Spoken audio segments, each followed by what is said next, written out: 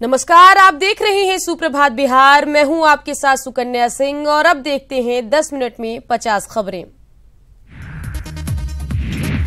केंद्रीय राज्य मंत्री गिरिराज सिंह ने कहा है कि देश में जनसंख्या नियंत्रण को लेकर एक कानून बनना चाहिए जो सभी धर्मों पर लागू हो। जब तक कानून नहीं बनेगा तब तक देश का समुचित विकास संभव नहीं है। आपदा प्रबंधन प्राधिकरण के स्थापना दिवस पर मुख्यमंत्री नीतीश कुमार ने एक बार फिर कहा कि खजाने पर आपदा पीड़ित का पहला हक है। प्राधिकरण के 10 साल पूरा होने पर अधिवेशन भवन में समारोह का आयोजन किया गया। श्रम संसाधन विभाग की तरफ से कामगारों के रजिस्ट्रेशन की शुरुआत की गई। विभागीय मंत्री विजय सिन्हा ने कहा कि 22 नवंबर तक 8 लाख कामगारों के रजिस्ट्रेशन का लक्ष्य रखा गया है। आरजेडी के चौथी बार प्रदेश अध्यक्ष बनने के बाद रामचंद्र पूर्वे ने खुले मंच से ऐलान किया है कि 2019 में लालू प्रसाद की अगुवाई में बीजेपी और आरएसएस को भगाना है। बीआईए में हुई एक बैठक में पटना एयरपोर्ट के डायरेक्टर आरएस अहुरिया ने पटना एयरपोर्ट की इंस्पेक्शन की जानकारी दी। साथ ही उन्होंने कहा कि 25 मार्च से पटना एयरपोर्ट पर 24 घंटे की सेवा मिलेगी, जो पटना वासियों के लिए अच्छी खबर है। पटना को स्मार्ट सिटी बनाने की दिशा में सरकार ने पहल तेज कर दी है। इसे लेकर Patna smart city private limited company का गठन अगले 2 दिनों में कर दिया जाएगा। इसकी जानकारी प्रमंडलीय आयुक्त आनंद किशोर ने दी। कृषि मंत्री प्रेम कुमार और सहकारिता मंत्री राणा रणधीर सिंह ने पटना बीजेपी कार्यालय में सहयोग कार्यक्रम में हिस्सा लिया। इसके तहत उन्होंने आम लोगों के साथ कार्यकर्ताओं की समस्या सुनी। समान काम के बदले समान वेतन की मांग को लेकर नियोजित शिक्षक आर पार की लड़ाई के मूड में है। शिक्षक संघ 20 नवंबर को प्राथमिक स्कूलों में पढ़ाई बंद रखने का ऐलान किया है। नियोजित शिक्षकों को हाईकोर्ट से दिए गए समान काम के बदले समान वेतन के फैसले का केंद्रीय राज्य मंत्री उपेंद्र कुशवाहा ने समर्थन किया और बताया कि राज्य सरकार को अब अपना काम करना चाहिए। जनसंवाद यात्रा के तहत भागलपुर पहुंचे शरद यादव ने नीतीश का नाम लिए बगैर उन पर निशाना साधा। एक जनसभा को संबोधित करते हुए उन्होंने लोगों से नेता को पहचानने में भूल न करने की अपील की। शरद यादव के आज मोकामा आगमन से पूर्व कल डांसरों ने मंच पर जमकर ठुमके लगाए। लोगों की भीड़ को जुटाने के लिए डांस कार्यक्रम का आयोजन किया गया था। डांस का ये वीडियो तेजी से वायरल हो रहा है।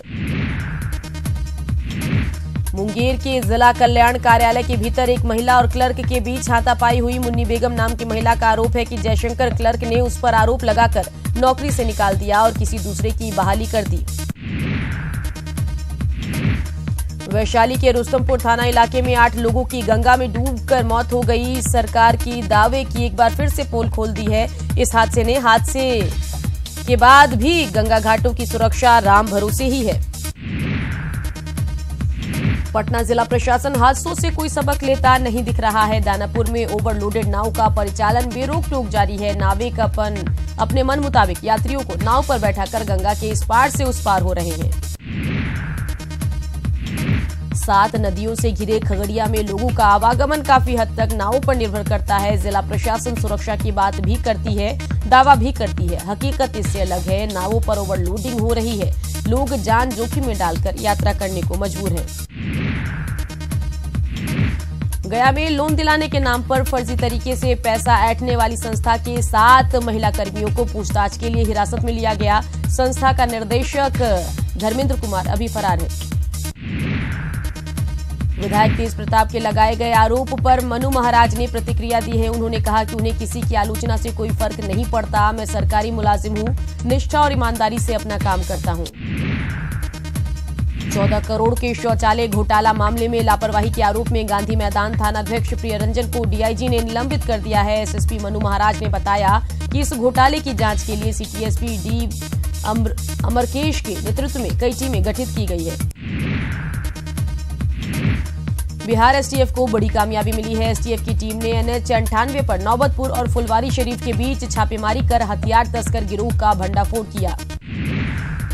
लखीसराय से LIC एजेंट महेंद्र कुमार गुप्ता के अपहरण मामले में पुलिस के हाथ अब भी खाली है। घटना के 48 घंटे बीत जाने के बाद भी महेंद्र कुमार गुप्ता का अब तक कोई सुराग नहीं मिल पाया है। हार्डकोर नक्सली प्रेम राय ने बांका पुलिस के सामने सरेंडर कर दिया। एसपी ने दूसरे नक्सलियों से भी समाज की मुख्य धारा से जुड़ने की अपील की। साल 2015 में पटना के अगमकुआं थाना क्षेत्र के हाउसिंग कॉलोनी स्थित अपार्टमेंट में हुए बम विस्फोट के आरोपी कुंदन को गिरफ्तार कर लिया गया है। गया के बाराचट्टी पुलिस ने उसे 1000 देशी शराब के पाउच और 3 सहयोगी के साथ गिरफ्तार किया है। कैमूर में आपसी विवाद में फायरिंग की गई, जिसमें एक पत्रकार बागेश्वरी प्रसाद द्विवेदी को गोली लगी है, जिसे इलाज के लिए बनारस रेफर किया गया है। घटना भभुआ के पुराना थाना चौक के पास की है।